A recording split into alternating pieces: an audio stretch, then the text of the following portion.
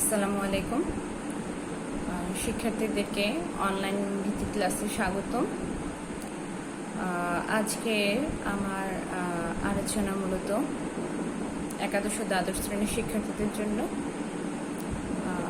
আমি শারমিন আক্তার, প্রভাষক, দর্শন বিভাগ, মানিকগঞ্জ সরকারি মহিলা কলেজ, মানিকগঞ্জ। শিক্ষার্থীরা, গত ক্লাসে আমি তোমাদের সাথে আলোচনা করেছিলাম যুক্তিবিদ্যার সাথে দর্শনের যে সম্পর্ক রয়েছে সেটি নিয়ে, যুক্তিবিদ্যা প্রথম পত্রে দ্বিতীয় অধ্যায়। আজকে আমরা আলোচনা করব যুক্তিবিদ্যার সাথে নীতিবিদ্যার কি সম্পর্ক রয়েছে সেটি নিয়ে। আমরা যখন দর্শনে আলোচনা করেছিলাম তখন আমরা দেখেছি যে দর্শনের যে আলোচনার বিষয়বস্তু বা পরিধি রয়েছে সে বিষয়বস্তুর মধ্যে নীতিবিদ্যা হচ্ছে একটি দর্শনের একটি শাখা। যুক্তিবিদ্যা সম্বন্ধে আমরা ইতিমধ্যেই জেনেছি। যুক্তিবিদ্যার কাজ, পরিধি, যুক্তিবিদ্যার সংজ্ঞা, এগুলো সম্বন্ধে আমরা গত ক্লাসগুলোতে জেনেছি। তো যুক্তিবিদ্যার সাথে নীতিবিদ্যার সম্পর্ক জানতে হলে আগে আমাদেরকে বুঝতে হবে নীতিবিদ্যা কি। নীতিবিদ্যা হচ্ছে দর্শনের একটি শাখা। নীতিবিদ্যা মূলত সমাজে বসবাসরত মানুষের আচরণ নিয়ে আলোচনা করে। সমাজে বসবাসরত মানুষের আচরণের ভালো মন্দ, ন্যায় অন্যায়, এগুলো বিভিন্ন আদর্শের বা মানদণ্ডের আলোকে বিবেচনা করে থাকে। অচিত্যবোধ কি, কোন কাজকে আমরা উচিত বলবো, কোন কাজকে আমরা উচিত বলবো না, কোন কাজটি ভালো, কোন কাজটি ভালো না, কোন আচরণটি করা উচিত বা কোন আচরণটি করা উচিত নয়, এই সম্বন্ধে হচ্ছে নীতিবিদ্যায় আলোচনা করা হয়। এবং সাম্প্রতিক যে নীতিবিদ্যা রয়েছে সেটিতে নীতিবিদ্যার ব্যবহৃত যে সব শব্দ রয়েছে, উচিত, অনুচিত, ভালো মন্দ, সেগুলো সম্বন্ধেও বিশ্লেষণ করা হয়। তো নীতিবিদ্যার প্রথম উৎপত্তি আমরা দেখি দার্শনিক সক্রেটিসের জীবন থেকে। তিনি তার পুরো জীবনটা মূলত নীতি নৈতিকতা প্রতিষ্ঠার জন্যই ব্যয় করে গিয়েছেন, এবং তিনি তার মধ্যে এতটাই নীতিবোধ ছিল যে মৃত্যুর আগ পর্যন্ত মুহূর্ত পর্যন্ত তিনি তার কর্মের মাধ্যমে নীতির পরিচয় দিয়ে দিচ্ছেন এবং সমাজে ন্যায়বোধ বা ঔচিত্যবোধ প্রতিষ্ঠা করতে চেয়েছেন। তো সর্বকালের সেরা অন্যতম গ্রিক দার্শনিক প্লেটো দুটি উল্লেখযোগ্য গ্রন্থ ক্রিটো এবং অ্যাপোলজি থেকে সক্রেটিসের জীবনধারা বা চরিত্র বা বিশ্বাস সম্পর্কে একটি মোটামুটি ধারণা পাওয়া যায়। এই দুটি বিষয়ে বা ঘটনাকে লক্ষ্য করলে আমরা দেখতে পাই যে অপরীক্ষিত জীবন যাপনের যোগ্য নয়, অর্থাৎ তিনি বলেছেন যে নির্বিচারে জীবনযাপন মানবোচিত নয়। বিভিন্ন নীতিবিদগণ বিভিন্নভাবে নীতিবিদ্যার সংজ্ঞা দিয়েছেন। তো প্রথমে আমরা জানি যে নীতিবিদ্যা শব্দটির ইংরেজি হচ্ছে এথিক্স। এথিক্স শব্দটির গ্রিক শব্দ হচ্ছে ইথোস। ইথোস শব্দটির অর্থ হচ্ছে চরিত্র, আচার, আচরণ, রীতিনীতি বা অভ্যাস। আবার নীতিবিদ্যাকে অনেকে মোরাল ফিলোসফিও বলে থাকেন, নৈতিক দর্শন। সেখানেও নীতি, নৈতিকতা বোধ, উচিত অনুচিত, এগুলো নিয়েই আলোচনা করা হয়। তো নীতিবিদ্যার সংজ্ঞা বিভিন্ন নীতিবিদগণ বিভিন্নভাবে দিয়েছেন। নীতিবিদ্যার সংজ্ঞা দিতে গিয়ে আমরা যেসব দার্শনিকগণের সংজ্ঞা দেখেছি, যেমন উইলিয়াম লিলি বলেছেন নীতিবিদ্যা সমাজে বসবাসকারী মানুষের আচরণ সম্পর্কে একটি আদর্শনিষ্ঠ বিজ্ঞান, যা মানুষের আচরণের উচিত কি অনুচিত, ভালো কি মন্দ, সত্য কি মিথ্যা বা অনুরূপভাবে বিচার করে। ম্যাকেনজির মতে নীতিবিদ্যা হলো আচরণের মঙ্গলের বা ঔচিত্যের আলোচনা। আবার পিডাব্লিউ টেলর মনে করেন নীতিবিদ্যাকে নৈতিকতার প্রকৃতি বা ভিত্তি সম্পর্কিত দার্শনিক অনুসন্ধান হিসেবে সংজ্ঞায়িত করা যেতে পারে। এখন এই যে বিভিন্ন নীতি দার্শনিকগণ নীতিবিদ্যার বিভিন্ন সংজ্ঞা দিয়েছেন, এই সংজ্ঞাগুলো থেকে আমরা যদি উইলিয়াম মিলির যে সংজ্ঞাটা আছে সে সংজ্ঞাটা নিয়ে আলোচনা করি, তাহলে আমরা কিন্তু নীতিবিদ্যা কি বা নীতিবিদ্যার বৈশিষ্ট্য কি সেটা স্পষ্ট হয়ে যায়। প্রথমত, নীতিবিদ্যা সমাজে বসবাসরত মানুষের আচরণ নিয়ে আলোচনা করে। তাহলে আমরা এখানে কি দেখলাম? নীতিবিদ্যা শুধুমাত্র মানুষের আচরণ নিয়ে আলোচনা করে। অন্যান্য প্রাণী আমাদের মতো জন্ম নেয়, বেড়ে ওঠে, আবার এক সময় মৃত্যুবরণ করে, জীবন প্রক্রিয়ার চালাতে গিয়ে তারাও বিভিন্ন কর্মকাণ্ড করে, কিন্তু তাদের আচরণ নীতিবিদ্যার আলোচ্য বিষয় নয়। প্রথমত, নীতিবিদ্যা হচ্ছে কেবল মানুষের আচরণের ন্যায় ভালো মন্দ, দায়িত্ব, কর্তব্য প্রভৃতি নিয়ে আলোচনা করে। মানুষের সকল প্রকার আচরণ নিয়ে নীতিবিদ্যা কিন্তু আলোচনা করে না, কেবলমাত্র মানুষের ঐচ্ছিক আচরণ নিয়ে আলোচনা করে। আমরা ঐচ্ছিকভাবে আচরণ করি, আবার কোনো কোনো ক্ষেত্রে অনিচ্ছা সত্ত্বেও বিভিন্ন আচরণ করে থাকি। তো নীতিবিদ্যা শুধুমাত্র মানুষের যে ঐচ্ছিক আচরণ বা ইচ্ছা প্রণোদিত হয়ে মানুষ যে আচরণ করে সেটি নিয়েই আলোচনা করে। অন্য যে আচরণ বা অন্যের দ্বারা প্রভাবিত হয়ে যে আচরণ করে সেই আচরণের মূল্যায়ন নীতিবিদ্যা করে না। মানুষের ঐচ্ছিক আচরণগুলো হলো যেগুলো প্রত্যেক ব্যক্তি কোনো প্রকার প্ররোচনা ও প্রভাবমুক্ত হয়ে স্বেচ্ছায় সম্পন্ন করে থাকে। আর অনিচ্ছিক আচরণ হলো যেগুলো মানুষের নিজের ইচ্ছা করে না, অন্যের দ্বারা প্ররোচিত হয়ে বা প্রভাবিত হয়ে অনিচ্ছাকৃতভাবে করে থাকে। কারণ নীতিবিদ্যা শুধুমাত্র মানুষের ঐচ্ছিক আচরণ নিয়ে আলোচনা করে। দ্বিতীয়ত, নীতিবিদ্যা হচ্ছে একটি আদর্শনিষ্ঠ বিজ্ঞান। আমরা জানি বিজ্ঞান বিভিন্ন ধরনের হয়ে থাকে। সাধারণত দু ধরনের বিজ্ঞান রয়েছে, ব্যয়নিষ্ঠ বিজ্ঞান এবং আদর্শনিষ্ঠ বিজ্ঞান। সাধারণত যে বিজ্ঞানের বস্তুর উৎপত্তি, বিকাশ ও স্বরূপ নিয়ে যথাযথভাবে আলোচনা করা হয় তাকে বলা হয় ব্যয়নিষ্ঠ বিজ্ঞান বা বস্তুনিষ্ঠ বিজ্ঞান। আদর্শনিষ্ঠ বিজ্ঞান প্রত্যক্ষভাবে বা বস্তু বা ঘটনার বর্ণনা না করে একটি নীতি বা আদর্শকে সামনে রেখে ওই আদর্শের আলোকে বিষয়বস্তুর মূল্য বিচার করে। তাহলে বিষয়নিষ্ঠ যে বিজ্ঞান, সে বিজ্ঞান থেকে আদর্শনিষ্ঠ বিজ্ঞানের পার্থক্য হলো এর আদর্শ বা মানদণ্ডের আলোকে আচরণের বা বস্তুর মূল্যায়ন করে। তো নীতিবিদ্যা হচ্ছে একটি আদর্শনিষ্ঠ বিজ্ঞান। বস্তুনিষ্ঠ বিজ্ঞানের কাজ হলো শুধু বর্ণনা প্রদান করা, বিবৃতি দেওয়া, এটি কোনো মূল্যায়নের চেষ্টা করে না। আর আদর্শনিষ্ঠ বিজ্ঞানের কাজ হলো নৈতিক মানদণ্ডের নিরিখে মানুষের আচরণ ও কার্যগুলির ভালো মন্দ, ন্যায় অন্যায়, উচিত অনুচিত, দায়িত্ব কর্তব্য প্রভৃতি মূল্যায়ন করা। তাহলে আমরা দেখতে পাচ্ছি নীতিবিদ্যা হচ্ছে একটি আদর্শনিষ্ঠ বিজ্ঞান। তৃতীয়ত, প্রতিটি মানুষের আচরণ ও কাজের মূল্যায়নের জন্য কিছু নৈতিক নিয়ম কানুন বা মানদণ্ডের প্রয়োজন অনস্বীকার্য।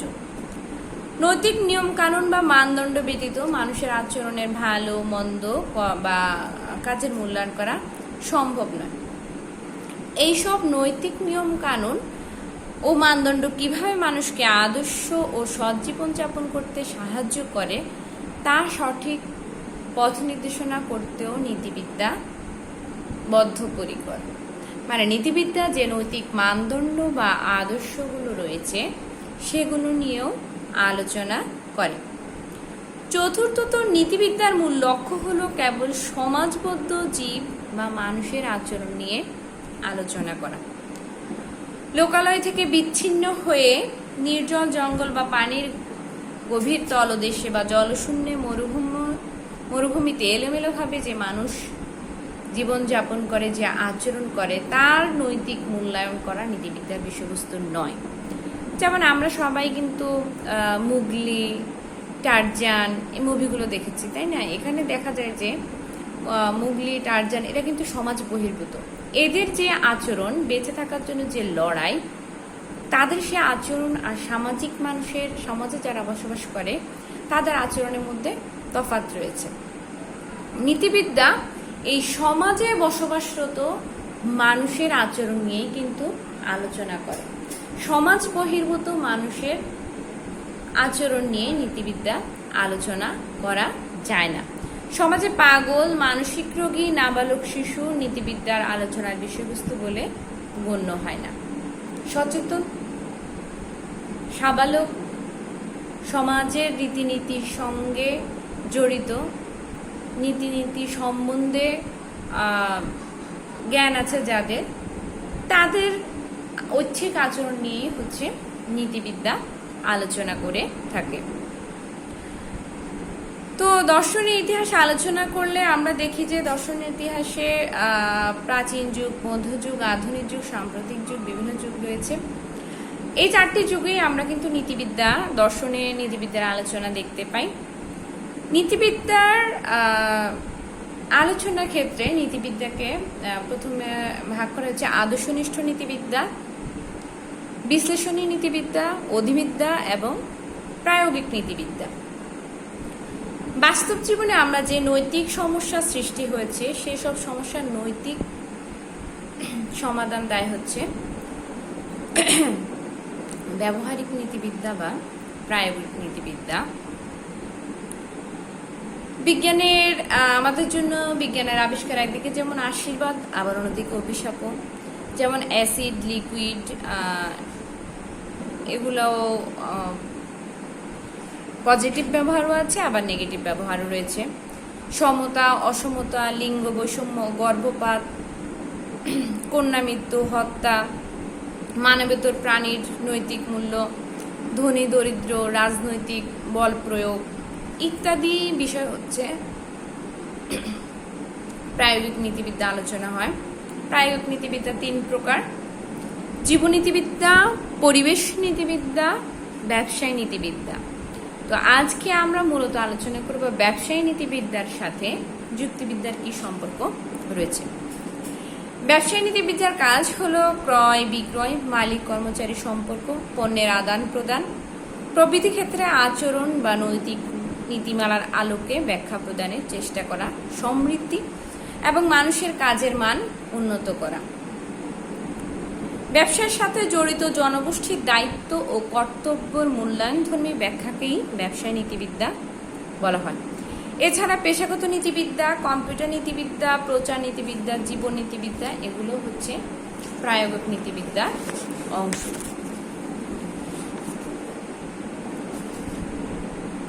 তো এই আলোচনা থেকে আমরা দেখলাম যে যুক্তিবিদ্যার সাথে নীতিবিদ্যার একটি কিছু সাদৃশ্য লক্ষ্য করা যায়। যেমন যুক্তিবিদ্যা এবং নীতিবিদ্যা উভয়ই হচ্ছে আদর্শনিষ্ঠ বিজ্ঞান। তারা সত্যের আদর্শ সামনে রেখে নির্ভুল চিন্তার সাধারণ নিয়মাবলী সরবরাহ করে।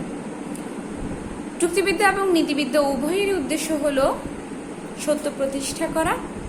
তারা পরম কল্যাণের আলোকে সত্যকে খুঁজে পেতে চায়।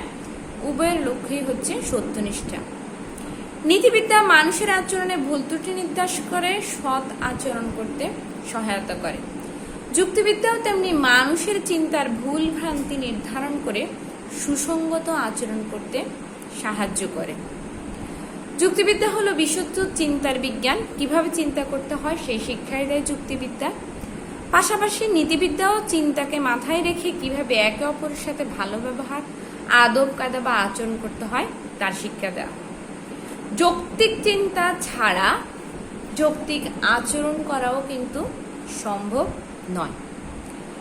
যুক্তিবিদ্যা এবং নীতিবিদ্যা উভয়ই হচ্ছে আদর্শনিষ্ঠ বিজ্ঞান এবং তারা পরম কল্যাণ বা শুভ যে আদর্শগুলো রয়েছে সেগুলোর আলোকেই পরিচালিত হয়। যুক্তিবিদ্যা ও নীতিবিদ্যার মধ্যে আমরা যে সাদৃশ্যগুলো দেখেছি, এই সাদৃশ্যগুলোর বাহিরে যুক্তিবিদ্যা এবং নীতিবিদ্যার মধ্যে কিছু বৈসাদৃশ্য লক্ষ্য করা যায়।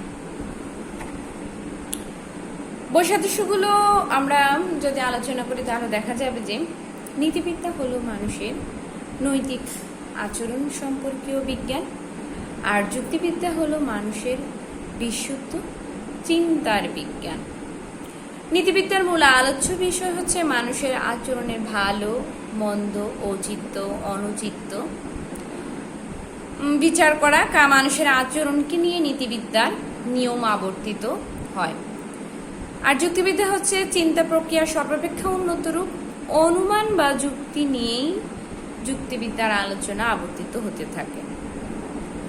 নীতিবিদ্যা মূলত মানুষের আচরণ, অভ্যন্তরীণ চিন্তা প্রক্রিয়ার বহিঃপ্রকাশ হিসাবে মানুষ যে বাহ্যিক ক্রিয়াকলাপ করে সেটি নিয়ে আলোচনা করে। আর যুক্তিবিদ্যা মূলত অভ্যন্তরীণ প্রক্রিয়া, এটি মানুষকে চিন্তা করতে শেখায়, কিভাবে অসাধু চিন্তা থেকে, অবৈধ চিন্তা থেকে বৈধ বা ভালো চিন্তা করা যায় সেটি শিক্ষা দিয়ে থাকে। নীতিবিদ্যা মানুষের আচরণের যে বিভিন্ন তত্ত্বের অবতারণা করে সে ব্যাপারে নীতিবিদ্যার মধ্যে বিভিন্ন মতানৈক্য রয়েছে। এবং আমরা দেখতে পাই যে সমাজ বেঁধে কিন্তু নৈতিকতা বা নীতির বিদ্যার যে নীতিগুলো রয়েছে সেগুলোর পার্থক্য লক্ষ্য করা যায়। বিভিন্ন ধর্মেও কিন্তু ধর্মীয় যে সমাজ রয়েছে, সমাজ ব্যবস্থা রয়েছে, সেখানেও নৈতিকতা, নীতি নৈতিকতা পালনের ক্ষেত্রে পার্থক্য লক্ষ্য করা যায়। কিন্তু যুক্তিবিদ্যার যে সূত্র আবিষ্কার করা হয় বা যে নিয়মগুলো দেওয়া হয় সেগুলো বিজ্ঞানের তত্ত্বের মতো সর্বজন স্বীকৃত হয়। যেমন আমি যদি যুক্তিবিদ্যায় বলি যে সকল মানুষ হয় মরণশীল, করিম একজন মানুষ, অতএব করিম হয় মরণশীল, এই যে সত্যটা প্রতিষ্ঠিত হলো, এভাবে আমি যে যুক্তিটা দিলাম, যে সিদ্ধান্তটা আসলো, সেটা কিন্তু সর্ব জায়গায় পৃথিবীর সর্বত্র একইভাবে গৃহীত হবে। কিন্তু নীতিবিদ্যার বা একই আচরণের মূল্যায়ন সমাজভেদে আলাদা হবে। যেমন পাশ্চাত্যে ড্রিঙ্কস করা বা মদ্যপান করা কে সেটা অনেক সহজভাবেই নেওয়া হয়, কিন্তু আমাদের দেশে বা আমাদের যে সংস্কৃতি বা কালচার রয়েছে সেখানে কিন্তু আমরা মদ্যপানকে নৈতিক কাজ বলে মনে করি না। এরকম সমাজ বেঁধে বিভিন্ন জায়গায় কিন্তু নীতি বা নৈতিকতা, নৈতিক আচরণের মূল্যায়ন বিভিন্ন রকমের হয়ে থাকে। কিন্তু যৌক্তিক যে সিদ্ধান্তগুলো রয়েছে এবং যুক্তিবিদ্যার যে নিয়মগুলো রয়েছে, যেমন স্বতঃসিদ্ধ নিয়ম, প্রাকৃতিক নিয়ম, কার্যকারণ নীতি, প্রকৃতি অনুবর্তিত নীতি,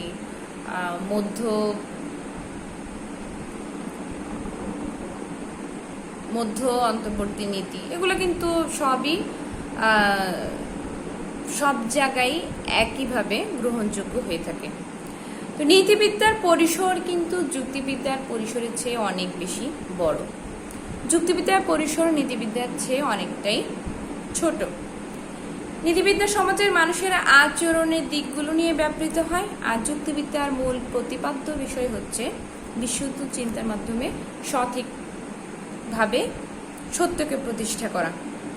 নীতিবিদ্যা মানুষের আচরণের ভালোত্ব, মন্দত্ব, ন্যায়ত্ব, অন্যায়ত্ব এগুলো নিয়ে আলোচনা করে। ভালো কি, মন্দ কি, ঔচিত্য কি, অনুচিত্য কি, এই যে ওয়ার্ডগুলো আছে সেগুলো বিশ্লেষণধর্মী নীতিবিদ্যায় ব্যবহার করা হয় এবং আমরা বাস্তব জীবনে কিভাবে নীতিবিদ্যাকে ব্যবহার করব, নৈতিক হব, সেটি শিক্ষা দেয়। অন্যদিকে যুক্তিবিদ্যায় চিন্তা, বিশুদ্ধ চিন্তা করতে শেখায় এবং এই পদ, ভাষা, চিন্তা কি, চিন্তাকে কিভাবে ভাষায় প্রকাশ করা যায়, ভাষা কি, অনুমান কি, পদ, শব্দ, যুক্তির প্রকারভেদ, যুক্তির গঠন, এগুলো নিয়ে হচ্ছে যুক্তিবিদ্যা আলোচনা করে থাকে। তাহলে এখন আমরা দেখতে পেলাম যে যুক্তিবিদ্যা এবং নীতিবিদ্যা উভয়ই কিন্তু দর্শনেরই শাখা, কিন্তু এদের আলোচনার বিষয়বস্তুর মধ্যে অনেকটাই পার্থক্য রয়েছে। পার্থক্য থাকলেও নীতিবিদ্যা এবং যুক্তিবিদ্যার মধ্যে একটি পারস্পরিক নির্ভরশীলতা সম্পর্ক রয়েছে। মানব সমাজের নৈতিক মূল্য নির্ধারণ, আচার ব্যবহার নির্ধারণ, ভালো মন্দ, উচিত অনুচিত, ন্যায় অন্যায় নির্ধারণ ইত্যাদি নীতিবিজ্ঞানের মূল আদর্শ। কিন্তু এসব আদর্শ বিজ্ঞানসম্মত ও সুসংগত রূপ পেতে হলে সেগুলোর অবশ্যই একটি যৌক্তিক ভিত্তি থাকতে হবে।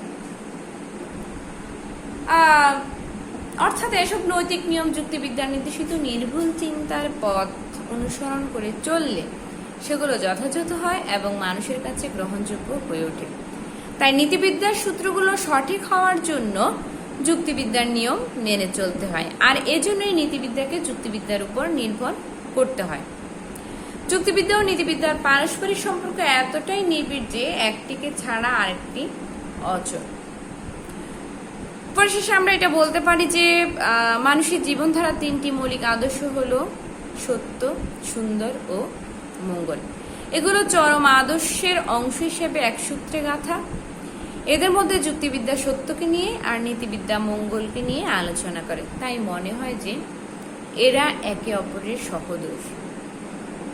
তাহলে আমরা দেখতে পাচ্ছি কি যুক্তিবিদ্যা এবং নীতিবিদ্যার মধ্যে একটি নির্ভরশীলতার সম্পর্ক রয়েছে। আমরা যুক্তিবিদ্যার এবং নীতিবিদ্যার মধ্যে যে পারস্পরিক সম্পর্ক রয়েছে সেটা তখন আমরা জানলাম। তো শিক্ষার্থীরা, আজকে এ পর্যন্তই। তোমরা ভালো থেকো এবং নিয়মিত পড়াশোনা করো। আল্লাহ হাফেজ।